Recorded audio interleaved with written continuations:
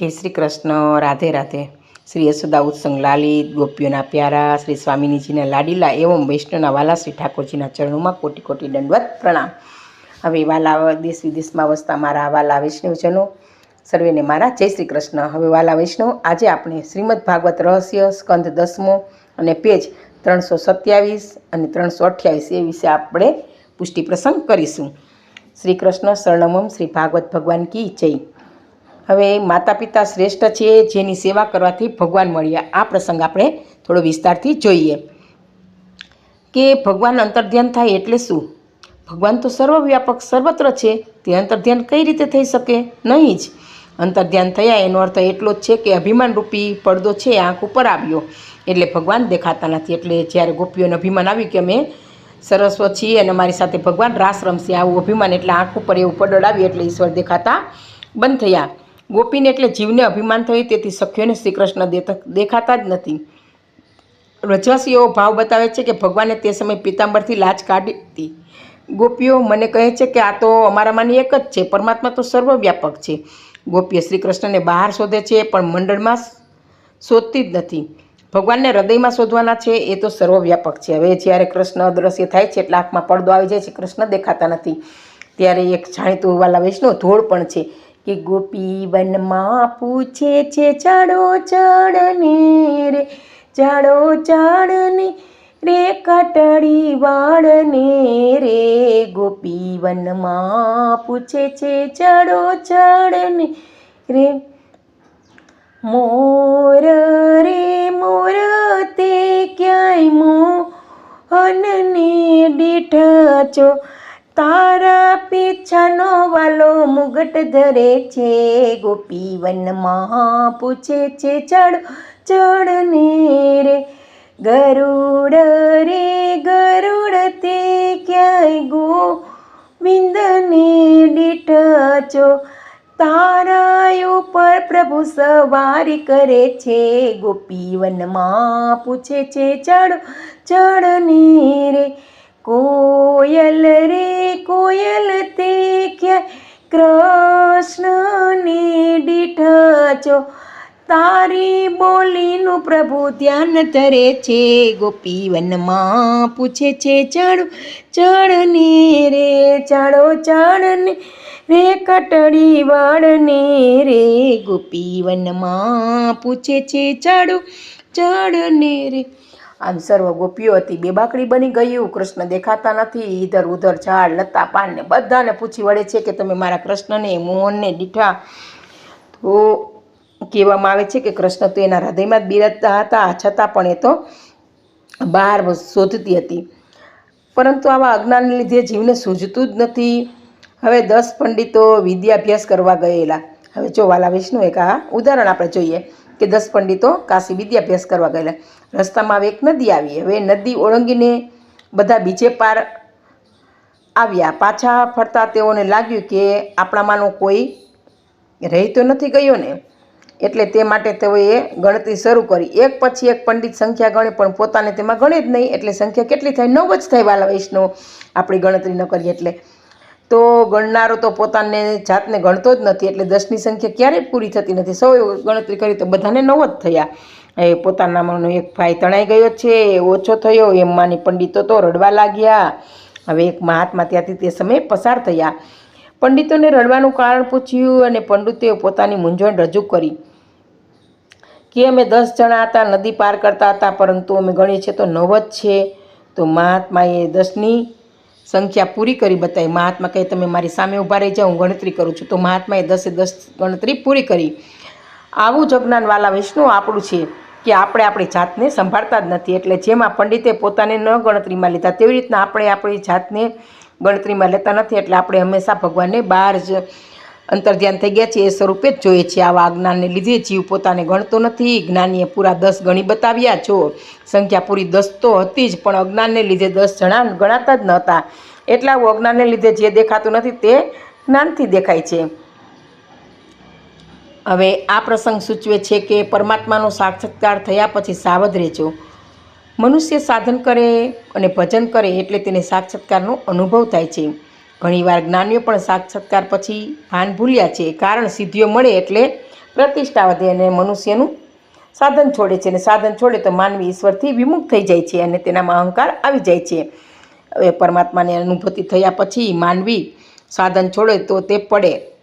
પુંડરીકની માતા પિતા પ્રત્યેની ભક્તિ જોઈ, તેને માતા પિતાની અવિરત સેવા કરતો જોઈ દ્વારકાનાથને પણ તેના દર્શન કરવાની ઈચ્છા થઈ. જો વાલા વિષ્ણુ, આપણે આપણા ભાગવતમાં પુંડરીકની ભક્તિ પ્રખ્યાત જ છે કે તેઓ માતા પિતાની કેટલી સેવા કરે છે.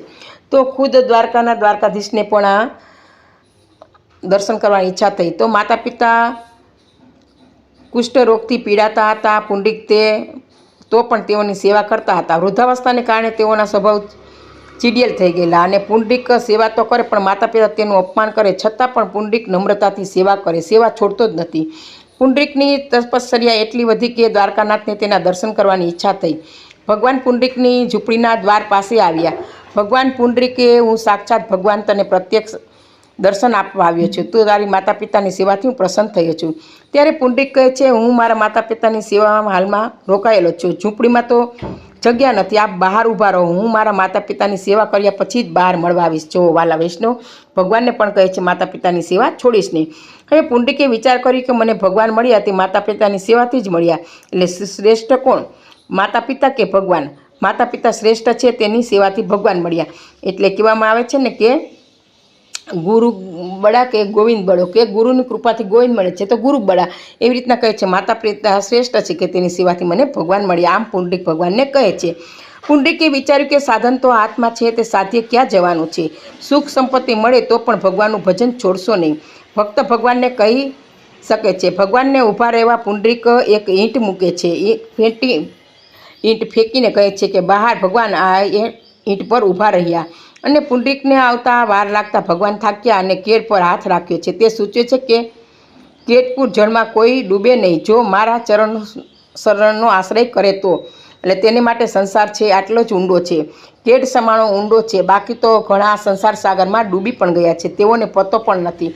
પુંડરીક માતા પિતાની સેવા કર્યા પછી બહાર આવ્યા છે. પુંડરીકને પ્રત્યક્ષ પરમાત્મા મળ્યા તો પણ તે માતા પિતાની સેવા છોડીને ભગવાનને મળવા ગયા ન હતા. આવી પુંડરીકની માતા પિતાની ભક્તિ હતી. તો વાલા વૈષ્ણવ, આપણે પણ આપણા માતા પિતાની આવી રીતના ભક્તિ કરવી જોઈએ અને ભગવાનને પણ સાથે રાખવા જોઈએ. તો માતા પિતાની સેવા કરવાથી ભગવાન મળે છે, એમ પુંડરીકે દ્વારકાધીશને બતાવ્યું. ત્યાં પ્રસંગ અહીંયા વાલા વૈષ્ણવ પૂરો થાય છે. જય શ્રી કૃષ્ણ. તો આ રીતે વાલા વૈષ્ણવ, જેમ પુંડરીકની ભક્તિ પ્રખ્યાત હતી તેવી શ્રવણની ભક્તિ પણ આપણે જાણીએ છીએ કે તેને માતા પિતાને કાવડમાં બેસાડી અને 68 તીર્થની યાત્રા કરાવી હતી. તો આ પુંડરીકવાળો પ્રસંગ અહીંયા પૂરો થાય છે. જય શ્રી કૃષ્ણ. હવે પેજ આપણે 328 વિશે ભાગવત રહસ્ય સમજીએ. શ્રી કૃષ્ણ શરણમ.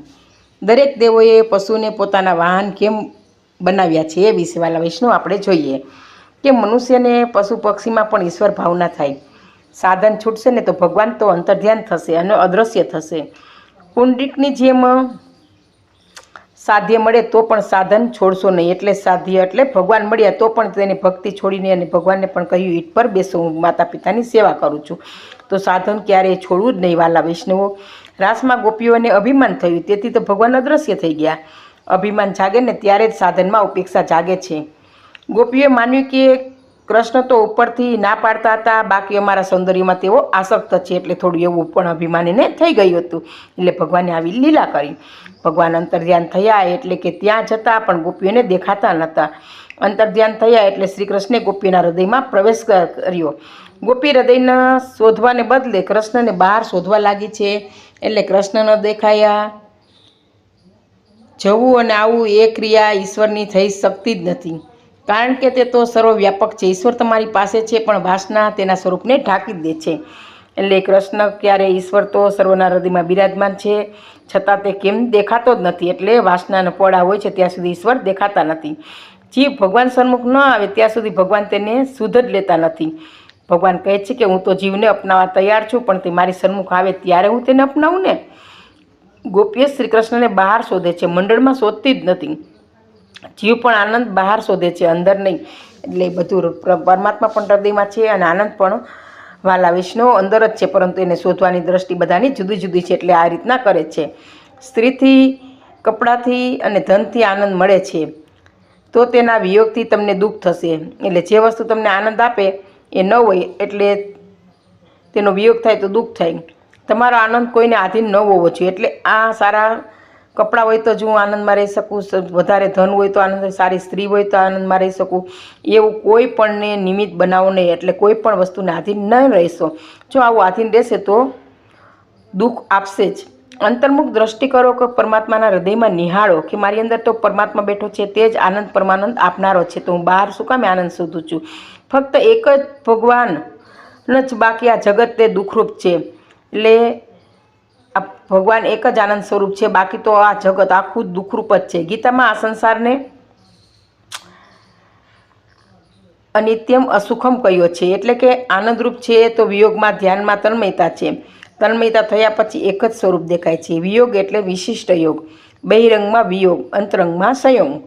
હવે ગોપીનું મન શ્રી કૃષ્ણમાં છે, વૃત્તિ કૃષ્ણકાર હોવાથી અંતરંગમાં સંયોગ છે અને બહિરંગમાં વિયોગ છે, એટલે બહાર વિયોગ છે, પણ અંદર હૃદયમાં તો કૃષ્ણ બિરાજેલા છે એટલે સંયોગ છે. ગોપીઓ એક એક વસ્તુમાં ભગવાનને શોધે છે. સખીઓ શ્રી કૃષ્ણને શોધવા નીકળે છે. ગોપીઓને થાય છે કે આ ઝાડમાં શ્રી કૃષ્ણ છે. ઝાડને પૂછે છે કે મારા શ્યામ સુંદરી ક્યાં છે, તે જાણો છે? જાણતા હોય તો કહો. તુલસીને પણ પૂછે છે કે તુલસી રે તુલસી તે ક્યાંય ત્રિકમને દીઠા છો, તારા પત્રોને વાલો ભોગમાં ધરે છે. ગોપી વનમાં પૂછે છે ચાળો ચાળને રે, ચાળો ચાળને રે, કટળી વળને રે. ગોપી વનમાં પૂછે છે ચાળો ચાળને રે. આવી રીતના ઝાડ પાન લતા પત્તા બધાને પૂછે છે કે તમે કે જાણતા હોય તો કહો કે મારા શ્યામ સુંદર કૃષ્ણ ક્યાં છે. વિયોગમાં તન્મયતા થઈ હોવાથી ગોપીઓને ભાન નહોતું કે આ ઝાડ છે, તે બોલી શકે નહીં. એટલે કારણ કે એને તો વસ્તુ રૂપે જ દેખાતા હતા, એટલે તેણે કહ્યું કે આ ઝાડ છે, તેવું તેને તો થતું જ નહીં. પછી વ્યાકુળ થયેલી ગોપીઓ શ્રી કૃષ્ણની લીલાઓનું અનુકરણ કરે છે કે લાલી મેરે લાલ કી જીન દેખું તીન લાલ લાલી દેખન મેં ગઈ, મેં ભી હો ગઈ લાલ. એટલે અરે સખી, હું જ કૃષ્ણ છું. આ ધ્યાનની પરાકાષ્ઠા છે અને ધ્યાનનું ફળ છે. વાલા વૈષ્ણવ, ધ્યાન કરતાં કરતાં સંસારનું જ્યારે વિસ્મરણ થાય છે ને ત્યારે ધ્યાનમાં તન્મયતા થયા પછી જ હું પણ ભૂલાય છે. તે પછી જ ધ્યાન, ધ્યાતા અને ધ્યેય છે એ એક બને છે અને તે જ મુક્તિ માટેનું મુખ્ય કારણ છે. ગોપીઓ શ્રી કૃષ્ણનું ચિંતન કરવા લાગે છે અને બોલે છે કે અરે સખી, હું જ કૃષ્ણ છું, હું જ કૃષ્ણ છું. પહેલાં ગોપીએ શ્રી કૃષ્ણને કહેલું કે અમે તમારી દાસ્ય છીએ. પહેલાં દાસોહમ કહ્યું હતું, હવે કૃષ્ણહમ થયું. તો ધ્યાનમાં છે તન્મયતા થઈ ગઈ ને એટલે ગોપીને સર્વમાં શ્રી કૃષ્ણ દેખાવા લાગ્યા કે હું તું પણ હું રહ્યું જ નહીં. દરેક દેવોએ પશુઓને પોતાના વાહન કેમ બનાવીએ એ વિશે આપણે જોઈએ કે મનુષ્યને પશુ પક્ષીમાં પણ ઈશ્વર ભાવના થાય, પશુ પક્ષીમાં પણ ઈશ્વર ભાવના કરવાની સમજ પડે. એટલા માટે જ પહેલાં તો દરેકમાં ઈશ્વરની ભાવના કરવાની છે કે સર્વમાં ઈશ્વરનો અનુભવ કરનાર પોતે પણ ઈશ્વરમય બની જ જાય છે. તે ગોપીના મુખ પર શ્રી કૃષ્ણના જેવું તેજ આવ્યું છે. જીવ જેનું સતત ધ્યાન કરે છે તેની આકૃતિ તેના મુખ પર પડે છે. એક ગોપી બને છે. બાલકૃષ્ણ કહે છે કે હું કાલિયનાગને નાથીશ, બીજી ગોપી બની છે કાલિયનાગ. જો વાલા વૈષ્ણવ, આવી એકબીજા ગોપીઓ લીલા કરે છે. પેલી ગોપી બીજી ગોપીના માથા પર ચડી છે, માથા પર ઊભી બી કહે છે, હે કાલિયા, તું અહીંથી ચાલ્યો જા, મેં દુષ્ટોનું દમન કરવા માટે જન્મ લીધો છે. વિચારો, માથા ઉપર ઊભું કેટલું કઠણ છે. આ રાસની કથા છે. સાધારણ વક્તા શ્રોતા આ કથા સાંભળવાના અધિકાર જ નથી. જો વાલા વિષ્ણુ, એટલે આમાં કોઈ શંકા કરે કે એટલું આપણું પદ જ નથી કે આ રાસલીલાનું કે ભગવાનની કથા આપણે સાંભળી શકીએ, એવા અધિકાર જ આપણામાં નથી. સુખદેવજીના કેવળ દર્શન માત્રથી અપ્સરાઓના કામનો નાશ થયો છે. જો કેવળા સુખદેવ મહાન છે કે અપ્સરાઓમાં સુખદેવજીને સ્ત્રીત્વ દેખાતું જ નથી. તેમાં એને બ્રહ્માંડના દર્શન થયા છે અને બ્રહ્મ જ્ઞાની થવું તો સુલભ છે, પરંતુ બ્રહ્મ દ્રષ્ટિ રાખવીને એ મહાત્મા જરા પણ સુલભ નથી. જેની દ્રષ્ટિથી કામનો નાશ થતો હતો તે મહાપુરુષ આ કથા કરવા બેઠો છે. એટલે સુખદેવજી કોઈ નાના સુના ન હતા. વાલા વિષ્ણુ ખૂબ જ ઉચ્ચ કોટીના સંત હતા. જેની લંગોટી પણ છૂટી ગઈ છે તેવા મહાયોગી આ કથા કરે છે. તેને તેના શરીરનું દેહ અનુસંધાન પણ ભૂલાઈ ગયું છે કે હું કોણ છું, કે સ્ત્રી છું કે પુરુષ છું કે બસ એ તો કૃષ્ણ કથામાં એટલા તલ્લીન બની ગયા છે, તેની લંગોટી છૂટી ગઈ ને તો પણ તેને ધ્યાન ન રહે કે મારા દેહનું શું દશા થઈ છે. એટલે એવા તે કૃષ્ણમય બની ગયા છે, એવા કૃષ્ણની દસમા સ્કંદની કથા કરતાં કરતાં પાગલ જેવા બની ગયા છે. અને સામે પરીક્ષિત પણ એટલા જ ધ્યાનથી મગ્નથી કથા સાંભળે છે કે તેને 7 દિવસમાં નથી ભૂખ તરસ પીડતી કે નથી ઊંઘ આવતી. દેહના વિકારો છે ને તેને લાગુ જ પડતા નથી. એટલે જેટલું પરીક્ષિત સુખદેવજી કથામાં ધ્યાન રાખે છે એટલું જ સામે પરીક્ષિત પણ શ્રોતા બનીને સાંભળે છે કે તેને દેહના ધર્મો છે બાધવાલા વૈષ્ણવ કરતા જ નથી. જ્યારે આપણી દશાવાલા વૈષ્ણવ આવી પહોંચે છે ને ત્યારે માનવું કે આપણી ભક્તિમાં તન્મયતા વધી છે અને આપણી ભક્તિ સફળ થઈ છે. તો જય શ્રી કૃષ્ણ અને વાલા વૈષ્ણવો, અહીંયા મારા બંને પ્રસંગો પૂરા થાય છે. અને આ પ્રસંગ કહેવા મારી કંઈ ભૂલ રહી ગઈ તો પુષ્ટિરસની દાસીને ક્ષમા કરશો જી. સર્વે વાલા વૈષ્ણવને જય શ્રી કૃષ્ણ, જય શ્રી કૃષ્ણ.